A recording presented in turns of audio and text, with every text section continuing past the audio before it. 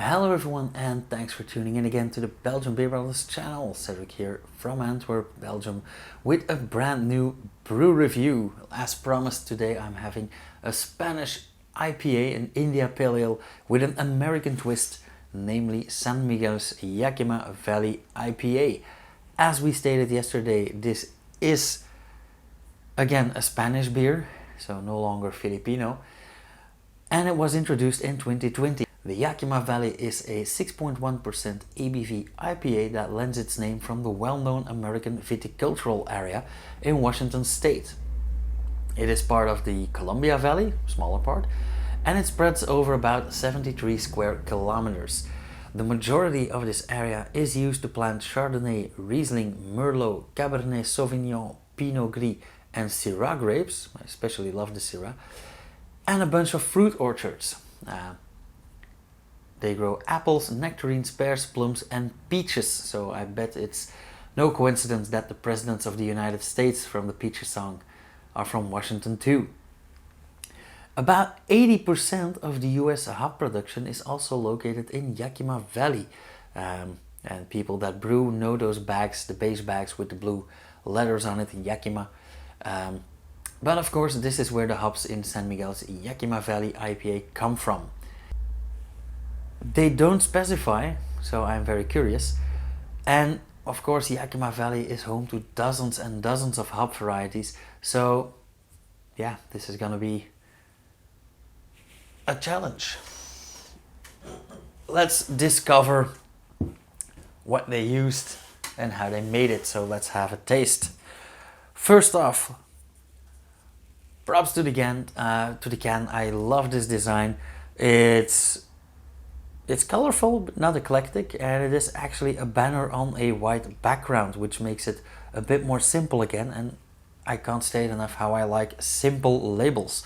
I also love how the Yakima Valley letters are embossed in this scenery, in this this depiction of Yakima Valley during sunrise. So it also says on the can, con lúpulos de Yakima Valley. Nothing more I can tell you.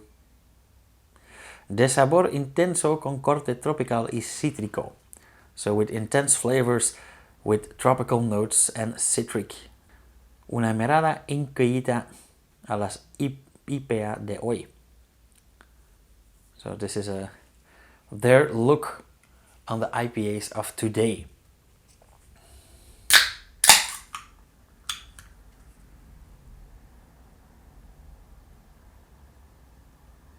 Okay, immediately I'm getting a lot of tropical fruits. I'm getting some papaya, I'm getting some mango,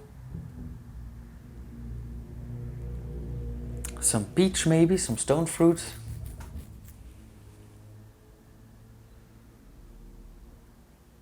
Yeah, absolutely very tropical, very fruity.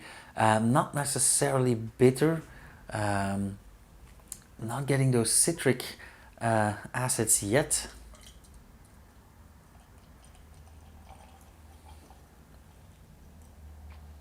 I do like the color. I imagine this to be paler.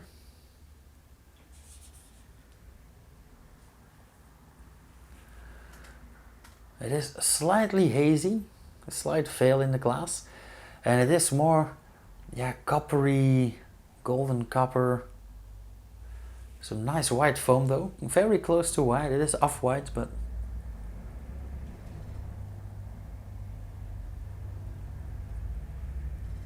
I do apologize for the distractions in the background, but traffic is very heavy today. I have no idea why.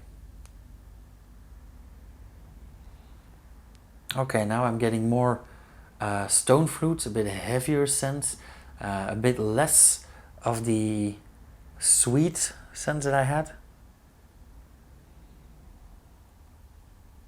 Yeah, so now we can scratch the mango. It's more like papaya, peaches, plums.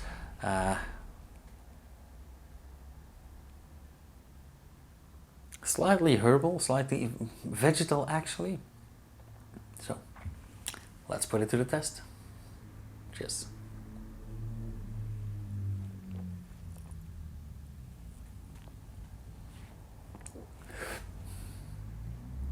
Okay, Um, Interesting, very interesting. Actually, it's not sweet at all. That's the first thing that sprung to mind.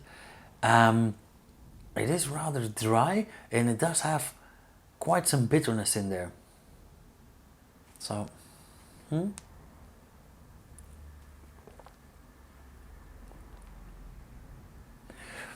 mouthfeel is quite thin.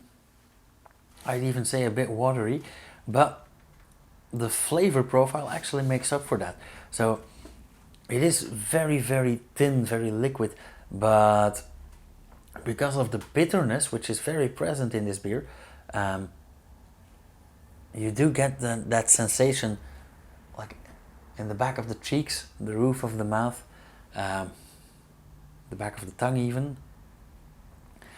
And still, it is topped off with those, yeah, slightly tropical stone fruit flavors. I'm not getting any citrusy flavors as we know them. I do get a lot of zest, so let's say the bittersweet part, the aromatic part. So it's not like a triple hop or a citra or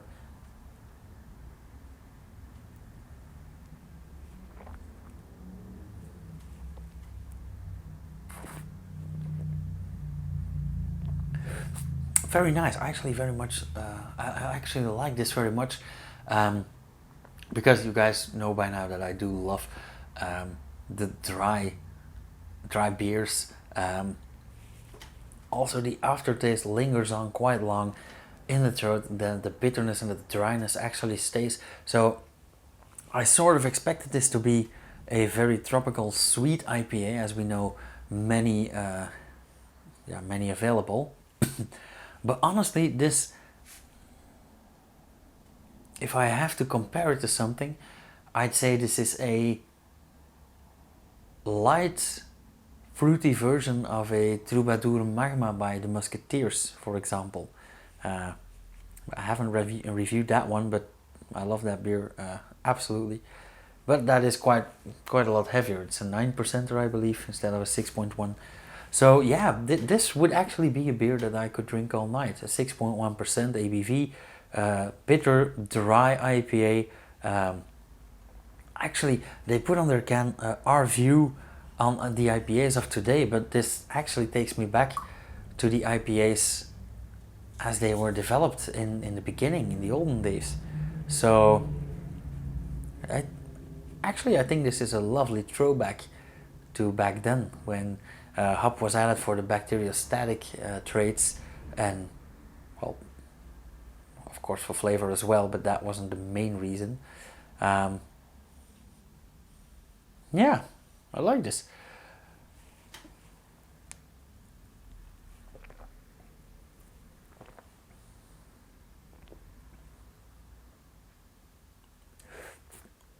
Yeah. All right. Let's see the verdict. I have been positive about this beer throughout the whole video. I can't really find any negative points, except for it being a bit thin, but nothing wrong with that in this kind of beer. So let's rate this somewhere around 3.75 or 4 in Untapped. I'll see what I do with this. But yeah, absolutely like it. I kind of hope, because I bought this in Spain, but I'm kind of hoping that they maybe export this. On the other hand, we do have the Musketeers IPA, so Jack's Precious IPA also leans into this a bit more. So, but still, it's very nice if you can get your hands on it. Even for the lovely can, just buy one. It's not that expensive. I'm going to leave it at that. So if you like this video, hit the thumbs up. Let me know in the comments if you have any questions, suggestions, or just want to talk about your own experiences with this beer. And if you want to see more, subscribe, hit the bell icon, and you'll get notified whenever I upload something. Cheers.